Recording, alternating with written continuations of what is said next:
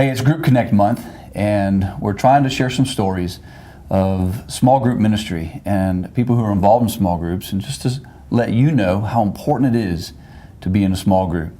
And today I am joined with Stacey Gelband, and she is going to share a little bit of her story with us today.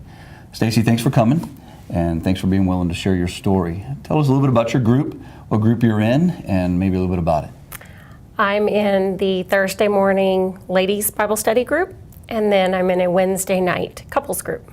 Okay, who are the leaders of those groups? What are they? Beth Buckholtz and Wendy Creel are the leaders on Thursday, and then on Wednesday night it's Jonathan Lawson. Very good.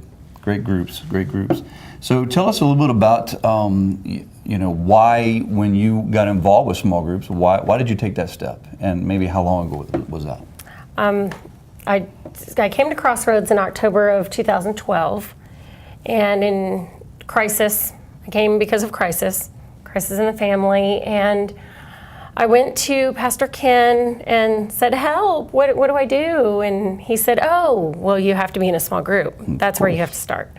So crisis led me to a small group. It led me to Thursday morning Bible study, and Thursday morning Bible study became family, and that led me to Wednesday night couples group because I needed my family to join family.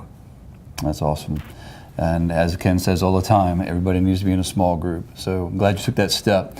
So tell us a little bit about just your spiritual journey and how you're growing spiritually and how this group is impacting your spiritual growth. The Bible says, share each other's burdens, and we do that beautifully. We do that wonderfully. And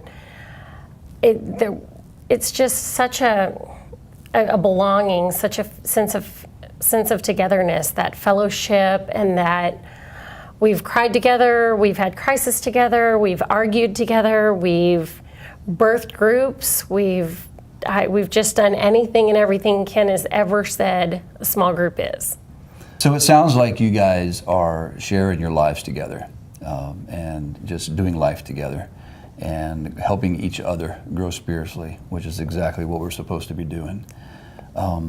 What would you say to somebody who's sitting out here in the audience today, listening to your story, listen to us talk about small groups again? What would you say to them? They're not in a group, but they're listening to you and talk about how your group has impacted your life and how your group dynamic is so just awesome. What would you say to them?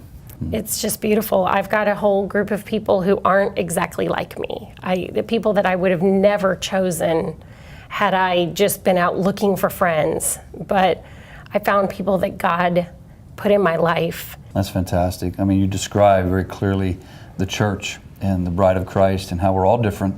We're all at different places in our journey, but yet it's all of our differences and places that we're at that help each other grow.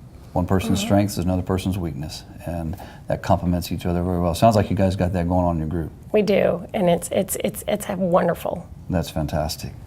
Well, thanks for sharing your story with us today, and we do want to encourage you to consider taking that step and get connected to a small group. This is Group Connect Month. January is Group Connect Month, and you can get connected to a group simply by coming to Group Connect, which is the 18th.